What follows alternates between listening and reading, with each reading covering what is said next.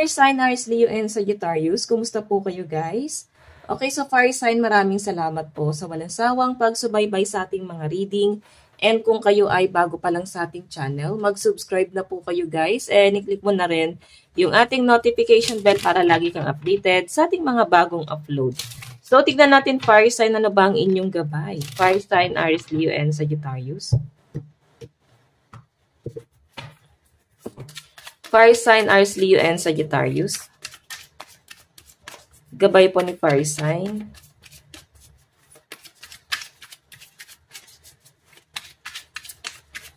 Fire sign. So guys, meron tayong, baliktad yung card, the Empress. Naka-reverse. Okay, so tingnan natin.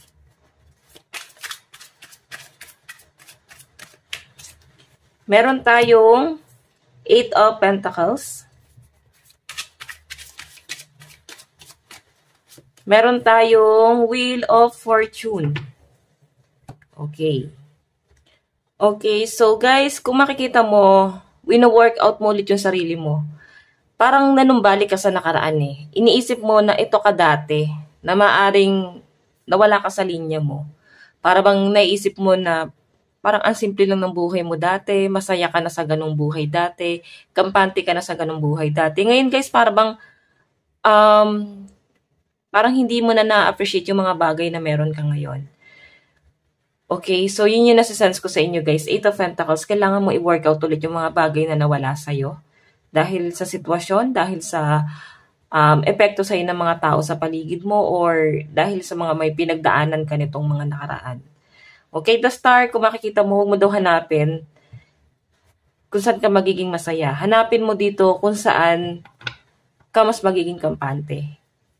Okay, so yun ang sinasabi ng card mo. Kung ikaw ay para bang balisa ngayon, hindi ka nagiging, parang feeling mo hindi ka peaceful, bigyan mo ng time yung sarili mo. Okay? I-let go mo muna yung mga bagay na nagpapabigat sa kalooban mo dito. Tignan natin guys. Ano po itong The Empress? Ito kasi guys, ano to abundance or blessing. Pero naka-reverse siya. I think, para bang hindi mo na-appreciate yung mga bagay na meron ka ngayon. Okay? So, tignan natin yung iba sa inyo guys. I think nagkakaroon kayo ng struggle pagdating sa inyong finances. Kaya nagpapaka-hardworking yung iba sa inyo. Tignan natin guys.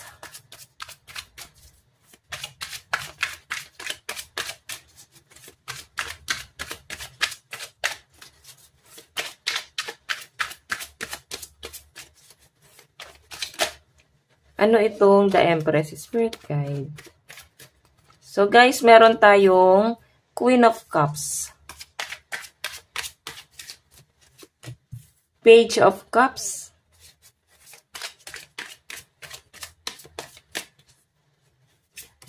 Meron tayong Eight of Pentacles.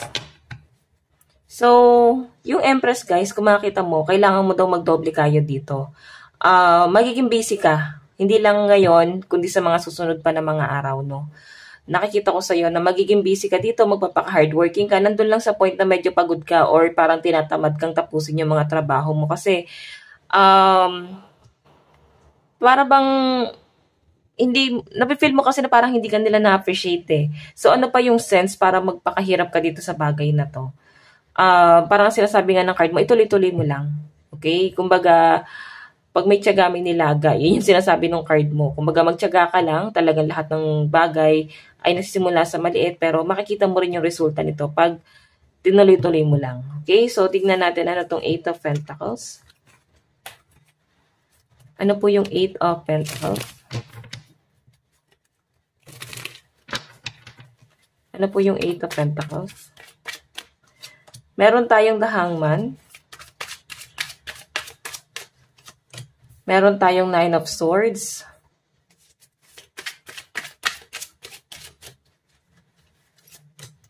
Meron tayong Ace of Swords. So, may sinasabi sa akin dito guys, marami kang sinasacrifice dito. Okay? Nandun ka sa point, fire sign, na marami kang sinasacrifice, hindi lang sa'yo, kundi sa family mo, sa ibang tao. Kasi mas concerned ka sa kanila eh. Mas concerned ka sa nararamdaman nila. Nakalimutan mo na kailangan sarili pa lang muna yung minamahal. So, ngayon nare-realize mo na yung connection mo dito sa taong to guys, naboboard ka, napo-frustrate ka, parang hindi ka na na-excite. Okay? Yun yung nasa sense ko sa inyo guys. Okay? So, Knight of Wands, Eight of Wands, Eight of Swords, meron ako nakitang travel na paparating sa'yo, pero stuck ka. May mga bagay dito na I think hindi mo ba kayang talikuran or baka busy ka pa, hindi mo pa kayang mag-live sa trabaho. Okay? Yung iba sa inyo parang may bakasyon. Ano tong Wheel of Fortune? Tignan natin. Ano tong Wheel of Fortune?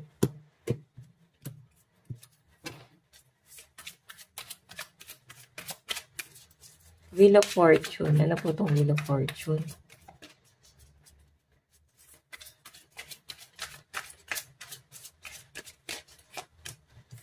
Meron tayong Wheel of Fortune. Yun pa rin yung lumabas, guys. No? So, I think may pagbabagong mangyayari sa buhay mo ngayon. And inaantay mo yung pagbabagong yun, guys. Kumbaga, ready ka na mabago tong buhay mo. Iba sa inyo, guys, may nakita akong parang nagpaplano magpa-surgery. Oo, or i-enhance mo yung sarili mo eh, yung physical appearance mo. So, meron ka lang tinatapos dito. So, yun nga lang guys, medyo napapaisip ka kung tama ba itong gagawin mo kasi ayaw mo nang pagsisihan sa huli. Ayaw mo nang humakbang ulit sa isang bagay na maaaring magkaroon ka na naman ng regret. Tignan mo, nakaturo ka na doon sa mga bagay na nasasayang. So, kung ano man itong inaantay mo, I think new beginning to para sa'yo. Nadapa ka ng ilang beses kasi calling to para sa'yo. Okay, napakaganda niyan guys kasi may calling sa inyo si universe. So, kagaya nga ng sabi ko guys, parang merong mas magandang plano sa inyo si universe. Ngayon, namnamin mo itong mga masasakit na nangyayari sa iyo ngayon kasi hindi habang buhay nandyan ka. Mas maganda yung ibibigay sa iyo dito or may blessing na paparating sa iyo. Okay? Tignan natin guys, pagdating sa love life mo. Sa love life naman po ni Fire Sign, Aries, Leo, and Sagittarius. Fire sign, Aries, Leo, and Sagittarius. Okay, ang dami. Okay, sakto pala tatlo. Meron tayong Nine of Pentacles, Emperor, and Queen of Pentacles. Meron tayong Five of Cups.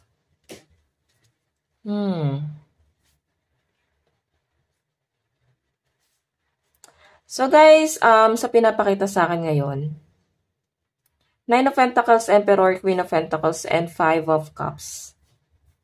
Pagdating sa love life mo, meron ditong isang tao na nadidisappoint. Meron siyang mga pinanghihinayangan. Meron siyang gustong i-offer sa'yo, pero parang wala siyang lakas ng loob na i-offer yung kung ano man yung meron siya. Okay, I think nagpipigil siya eh. Kasi feeling niya, hindi na naging maganda yung simula sa inyo, no? Parang nasubok na siya, may trust issue na sa pagitan nyo guys. So, paano siya i-work out? Kung magkakaroon siya ng tamang direction ngayon dito or babaguhin niya yung ginagawa niya. Emperor, Nine of Pentacles, nakikita ko sa'yo. Mas focus ka ngayon sa financial mo. Pero minsan, nadidistract ka rin, iniisip mo yung ibang bagay bukod sa trabaho mo. So, kailangan guys, mag-focus ka muna dito sa career mo kasi nawawala ka sa path mo. Okay? Maganda naman yung nakakita ko pagdating sa kaperahan mo kasi maayos ang daloy ng pera mo. So, I think yung iba sa inyo, hindi mo kailangan ng love life kasi parang mas pagtutuunan mo ng pansin itong stability. And kung sino man itong isang tao na nagkakaroon ng matinding regret ngayon, guys, wala siyang lakas ng loob na lumapit sa'yo ngayon. Kumbaga, pinakikiramdaman ka lang din niya. Okay, so tingnan natin ang inyong love advice. Love advice. Meron po tayong connection. Your connection is eternal and unbreakable. So, I think may higher connection kayo ng taong to, guys. I think pwedeng soulmate, twin flame, karmic, na maaring mahirap, guys, putulin sa connection yung dalawa. Okay? I think ganun din naman siya, guys. Nahirapan din siya, guys, na lumimot. Nakakita mo naman. Grabe yung regret niya ngayon. Okay, tingnan natin guys ang inyong mensahe ng person mo sa'yo. Fire sign, meron tayong, I knew exactly what I was doing. Okay, nagmamatigas na siya guys. Meron siyang pinaglalaban dito na alam niya daw yung ginawa niya. Wala siyang ginawang mali. Alam mo yon. Tignan natin. Sometimes, I stay awake thinking about you. So, iniisip ka rin nito, guys. Meron tayong, just being near you is intoxicating. So, I think, maraming natutunan sa itong person na to. Okay? Kasi nafe-feel niya na, sa feeling mo, maayos eh. I think madiskarte din. Yun yung bagay na hinahanap niya rin sa person. And I think, nahanap niya sa'yo. Okay, meron tayong solitude, contemplation, quiet, clarity, and renewal. So, ipagpatuloy mo na lang daw ulit yung pagiging introvert. Lalo na, iba sa inyo, parang mas masaya kayo lang nag-iisa. Okay, or baka kailangan mo munang mapag-isa para makapag-isip-isip. Meron tayong warrior. So, iba sa inyo guys, marami ka ng pinagdaanan sa buhay. Dahil lang ba dito sa bagay na to ay panghihinaan ka ng loob. So, kailangan, lakasan mo yung loob mo, okay? So, fire sign, ang lucky number mo is 41 and 43. Ito lang naman po yung reading. Hanggang sa muli. God bless and love you all. Thank you.